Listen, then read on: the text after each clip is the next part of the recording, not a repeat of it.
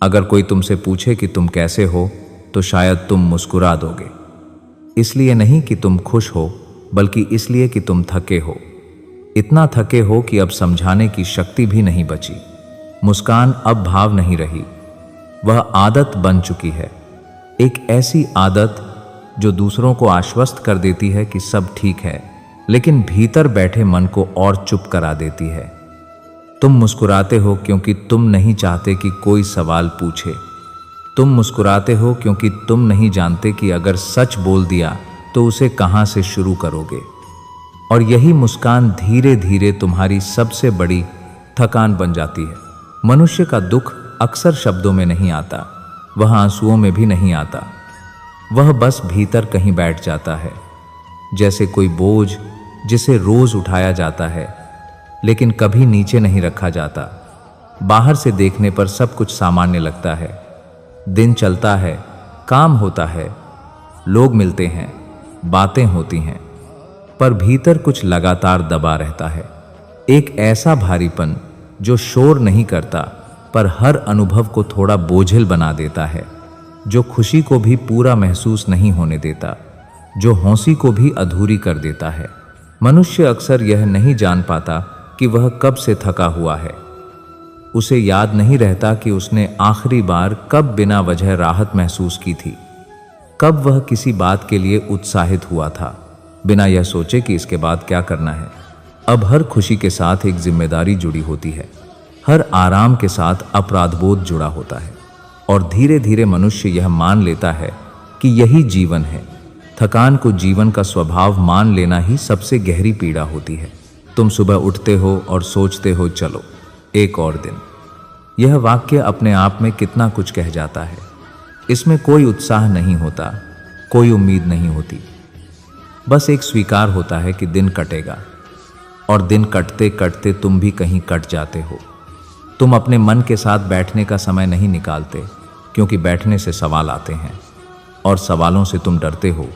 इसीलिए तुम चलते रहते हो लगातार, बिना रुके, क्योंकि रुकने का अर्थ होता है महसूस करना, और महसूस करने की ताकत अब तुम्हारे भीतर कम बची है। मनुष्य की सबसे बड़ी पीड़ा यह नहीं होती कि वह दुखी है, उसकी सबसे बड़ी पीड़ा यह होती है कि उसे पता ही नहीं चलता कि वह दुखी है।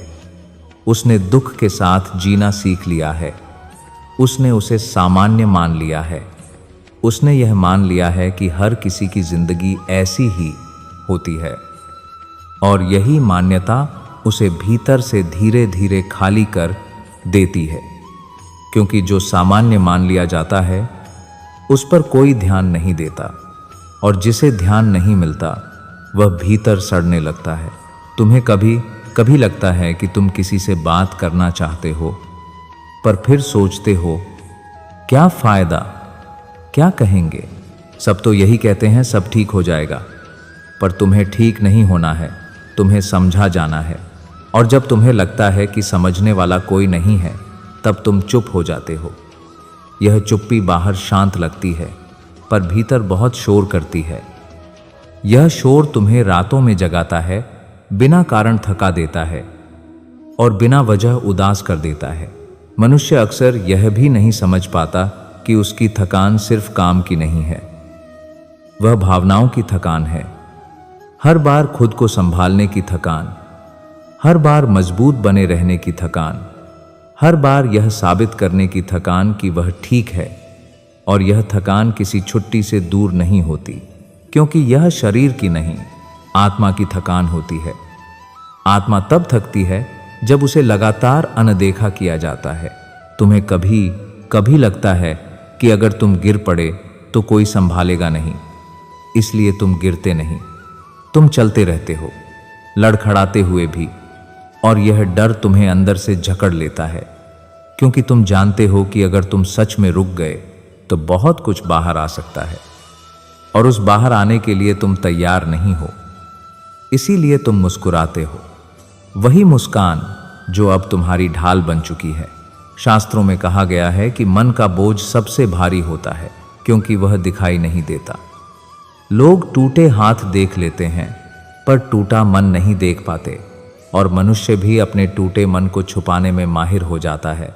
वह खुद को यह समझाता है कि यह सब उसके ही कारण है, कि उसे और मजबूत होना चाहिए। पर सच्चाई यह होती है कि हर मनुष्य की एक सीमा होती है, और सीमा तक पहुंचना कमजोरी नहीं है, यह मानवीय होना है।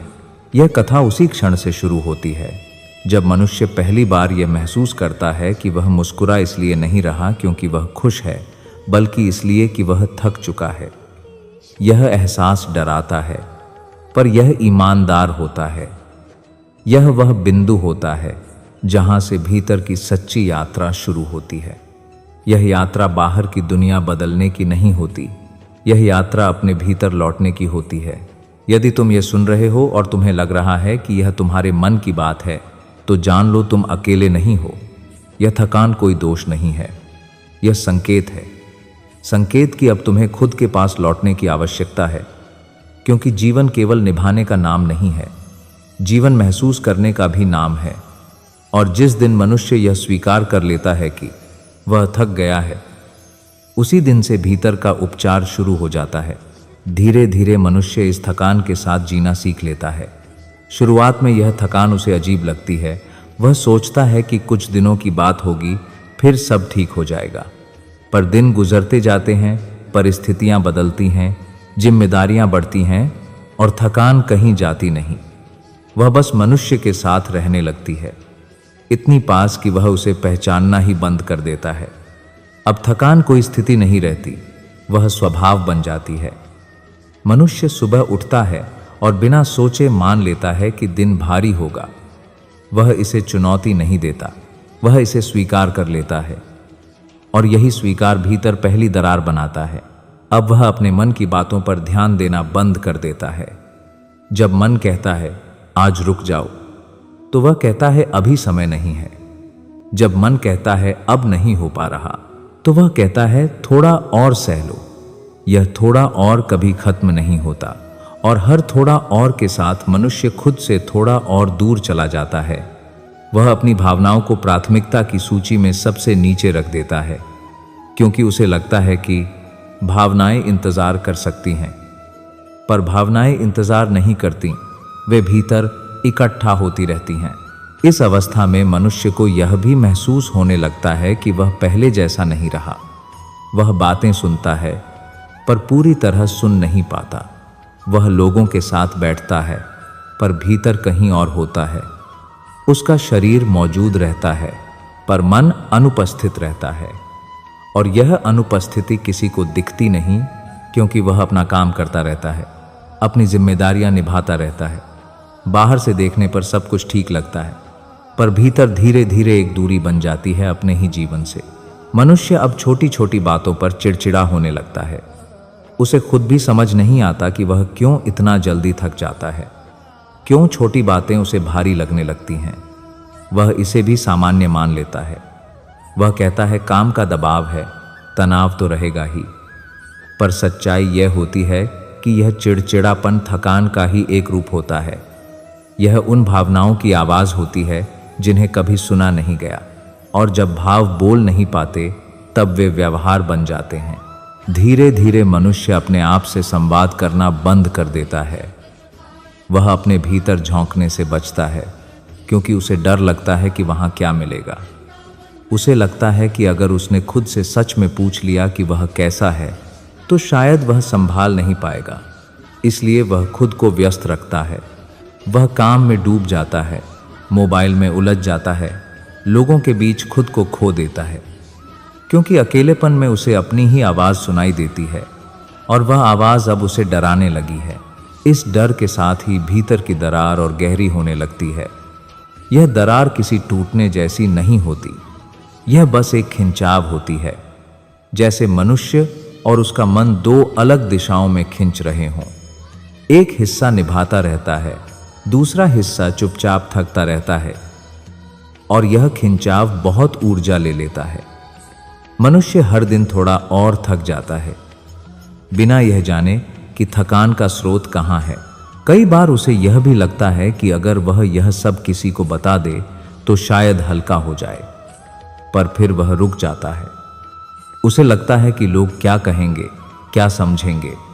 उसे लगता है कि उसकी बात छोटी लगेगी, या लोग उसे नसीहत देने लगेंगे, और नसीहतें उसे और थका देती हैं, क्योंकि उसे समाधान नहीं चाहिए। उसे सिर्फ यह चाहिए कि कोई उसकी बात बिना सुधारे सुन ले।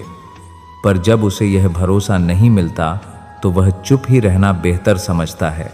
इस चुप्पी में ही मनुष्य धीरे धीरे खुद को खोने लगता है। वह यह भूलने लगता है कि उसे क्या अच्छा लगता है, उसे क्या सुकून देता है।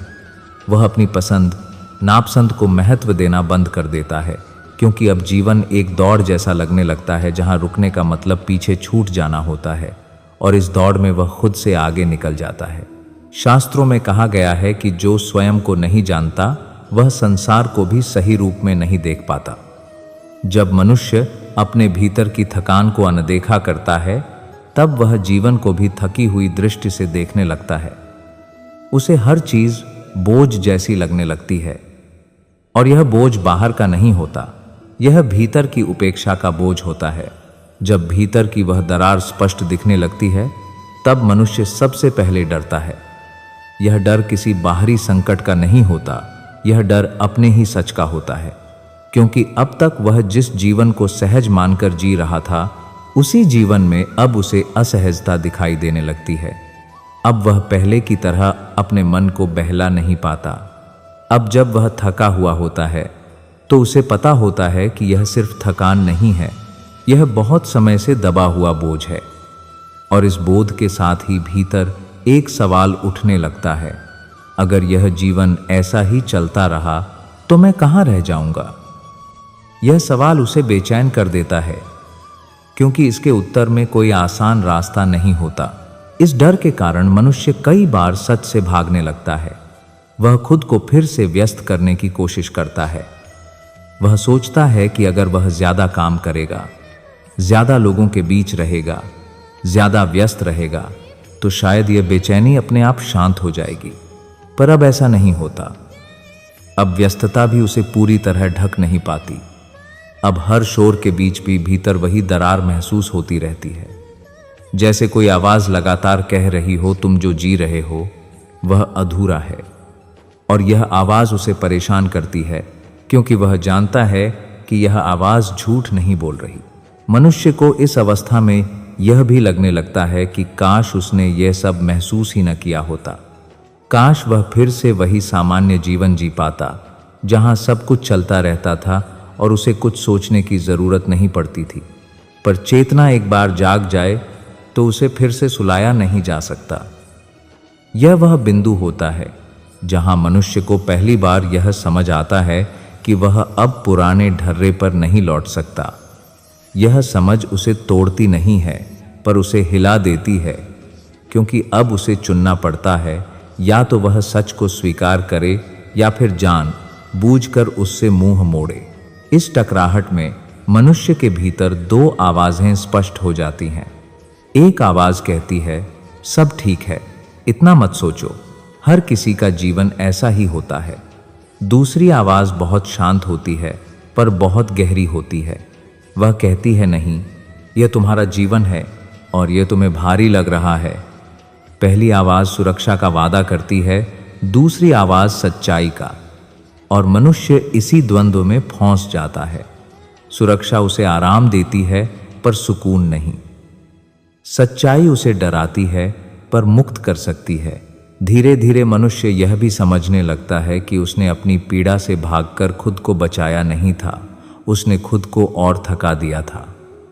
हर बार जब उसने अपने मन की आवाज को दबाया, उसने भीतर एक और परत जोड़ दी।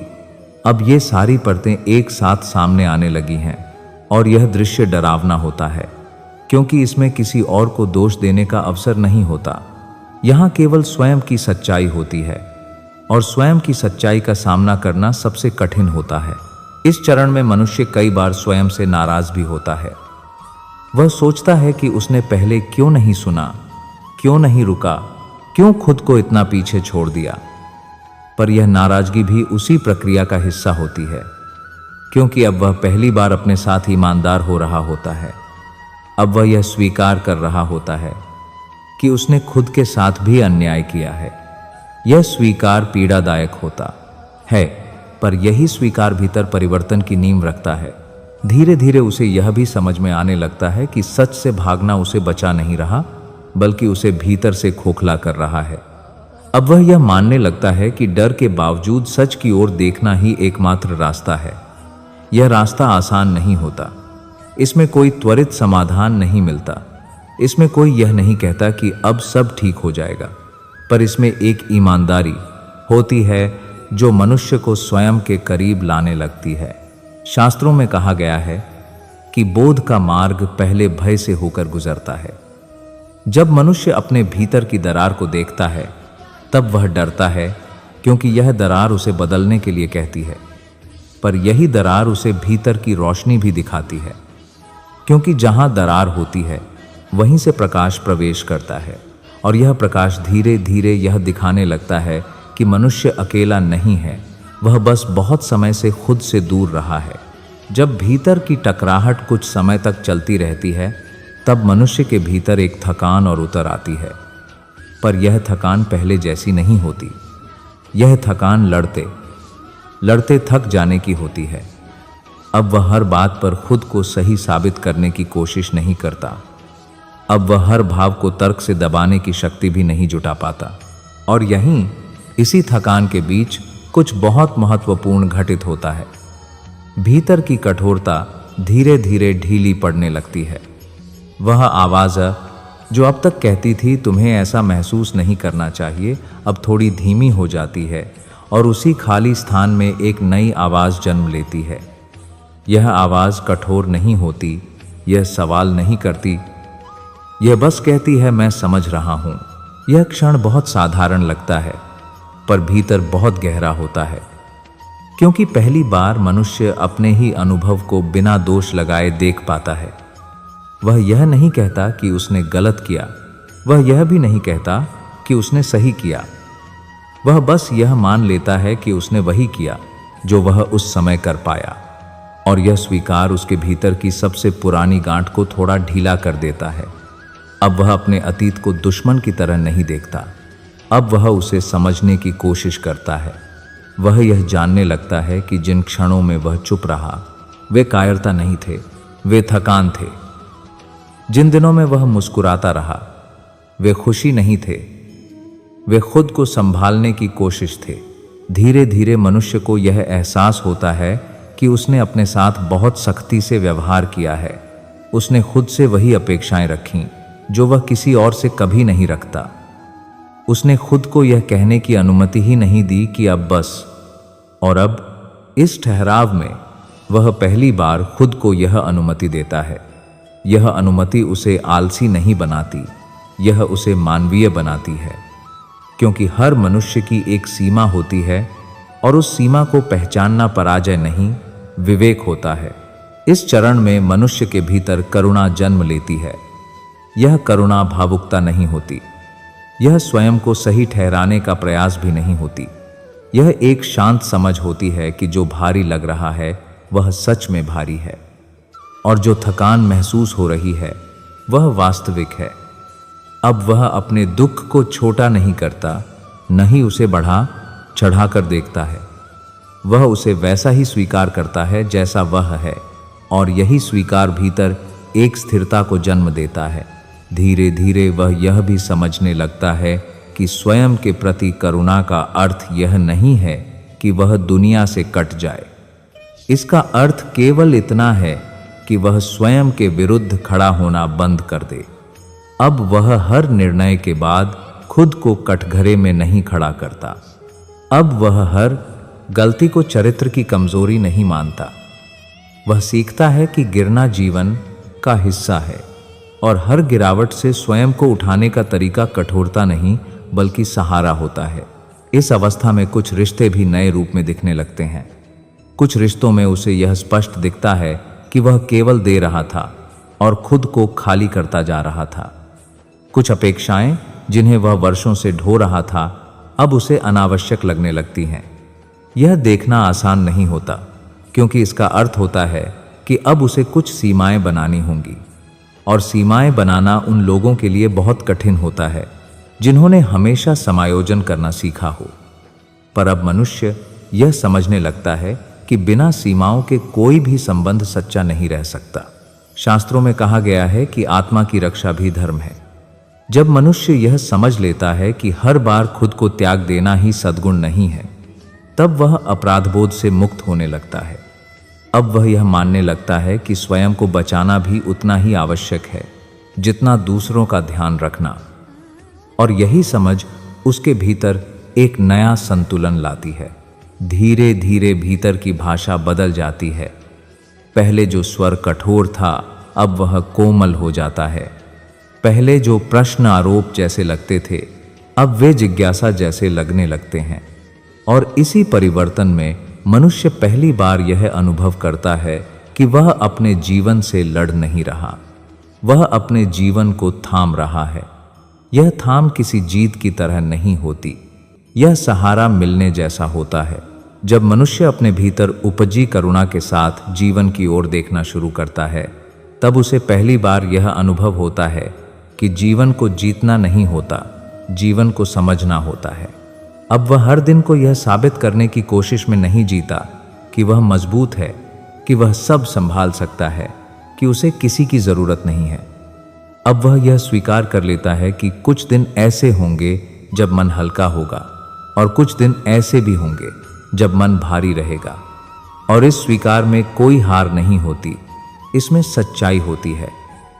अब वह अपने भारी दिनों से डरता नहीं, क्योंकि उसे पता है कि वह उन दिनों में भी खुद के साथ खड़ा रहेगा। इस अंतिम चरण में मनुष्य यह समझने लगता है कि शांति कोई ऐसी अवस्था नहीं है जहां कोई समस्या नहीं होती। शांति वह अवस्था है जहां समस्या होने पर भी मनुष्य खुद से लड़ता नहीं। अब जब मन थकता है तो वह खुद को दोष नहीं देता। वह यह नहीं कहता कि मैं कमजोर हूं, वह कहता है मैं थक गया हूं, और यह मानवीय है। यही वाक्य उसके भीतर वर्षों से जमा कठोरता को धीरे धीरे पिघलाने लगता है, क्योंकि मन को सबसे अधिक जिस चीज की आवश्यकता होती है वह समाधान नहीं होता, वह साथ होता है। और अब मनुष्य पहली बार अपने मन का साथ देना सीख लेता है। धीरे धीरे वह यह भी समझने लगता है कि उसने बहुत समय अपनी थकान को छुपाने में लगा दिया। उसने मुस्कान को ढाल बना लिया, चुप्पी को समझदारी कह दिया, और सहनशीलता को मजबूरी बना लिया। अब वह ऐसा नहीं करता। अब वह यह नहीं कहता कि सब ठीक है जब भीतर कुछ ठीक नहीं होता। अब वह अपने सच से भागता नहीं, और यह ईमानदारी उसके जीवन को अचानक आसान नहीं बनाती, पर उसे हल्का जरूर बना देती है। क्योंकि अब वह दो जीवन नहीं जी रहा, एक बाहर का और एक भीतर का। अब वह एक ही जीवन जी रहा है, सच्चाई के साथ। इस अवस्था में उसके रिश्ते भी बदलने लगते हैं। वह हर जगह उपलब्ध रहने की कोशिश नहीं करता, वह हर अपेक्षा को अपना कर्तव्य नहीं मानता। वह जहां थक जाता है वहां रुकने का साहस करता है, और यह रुकना उसे पीछे नहीं ले जाता, यह उसे बचाता है। अब वह जानता है कि जो हर समय देता रहता है और कभी खुद को नहीं भरता, वह एक दिन खाली हो जाता है, और खाली मन किसी के लिए भी सहारा नहीं बन सकता। अब वह अपने जीवन को एक दौड़ की तरह नहीं देखता। अब वह यह नहीं पूछता कि वह कितना आगे निकल गया, वह यह पूछता है कि वह कितना उपस्थित रहा। वह यह नहीं देखता कि उसने कितना सहा, वह यह देखता है कि उसने कितना महसूस किया। और इसी बदलाव में जीवन का स्वाद धीरे धीरे लौटने लगता है। छोटी छोटी चीजें फिर से असर करने लगती हैं। कभी सुबह की रोशनी, कभी किसी का साधारण सा वाक्य, कभी बिना कारण आई हुई शांति। अब वह इन क्षणों को जल्दी में नहीं छोड़ता, क्योंकि अब उसे पता है कि जीवन इन्हीं क्षणों में सांस लेता है। शास्त्रों में कहा गया है कि जहां अहंकार का भार उतरता है वहीं शांति का द्वार खुलता है। जब मनुष्य यह दबाव छोड़ देता है कि उसे हर समय ठीक दिखना है, तब वह पहली बार भीतर से मुक्त होता है। यह मुक्ति कोई घोषणा नहीं करती, यह चुपचाप घटती है, जैसे कोई बहुत समय से थामा हुआ बोझ अचानक नीचे रख दिया गया हो। और उसी क्षण मनुष्य को यह एहसास होता है कि वह टूट नहीं गया था, वह बस बहुत समय से थका हुआ था। यह पूरी यात्रा कहीं बाहर नहीं ले जाती, यह यात्रा मनुष्य को उसी स्थान पर वापस ले आती है जहां से वह बहुत पहले बहुत चुपचाप दूर चला गया था अपने भीतर। और यह लौटना किसी उत्सव जैसा नहीं लगता, यह घर लौटने जैसा लगता है। आत्मा को सबसे अधिक सुकून इसी में मिलता है कि उसे बिना शर्त स्वीकार किया जाए, उसकी थकान के साथ, उसकी उलझनों के साथ, उसकी अधूरी समझ के साथ। जब मनुष्य स्वयं का साथ देना सीख लेता है, तब जीवन की कठिनाइयां समाप्त नहीं होती, पर वे डराने वाली भी नहीं रहती, क्योंकि अब वह अकेला नहीं होता। यह कथा यहीं पूर्ण होती है, एक बहुत सरल पर बहुत सच्चे स्मरण के साथ। यदि आज तुम्हें लगे कि तुम बहुत समय से मुस्कुराते हुए थक चुके हो, तो जान लो यह कमजोरी नहीं है, यह संकेत है। संकेत कि अब खुद के पास लौटने का समय आ गया है। जीवन तुमसे यह नहीं चाहता कि तुम हर समय मजबूत बने रहो। जीवन तुमसे बस इतना चाहता है कि तुम ईमानदार रहो खुद के प्रति, क्योंकि जिस दिन मनुष्य अपनी थकान को स्वीकार कर लेता है, उसी दिन से भीतर का उपचार शुरू हो जाता है, और उसी दिन से जीवन बोझ नहीं रहता, वह फिर से जिया जाने लगता है।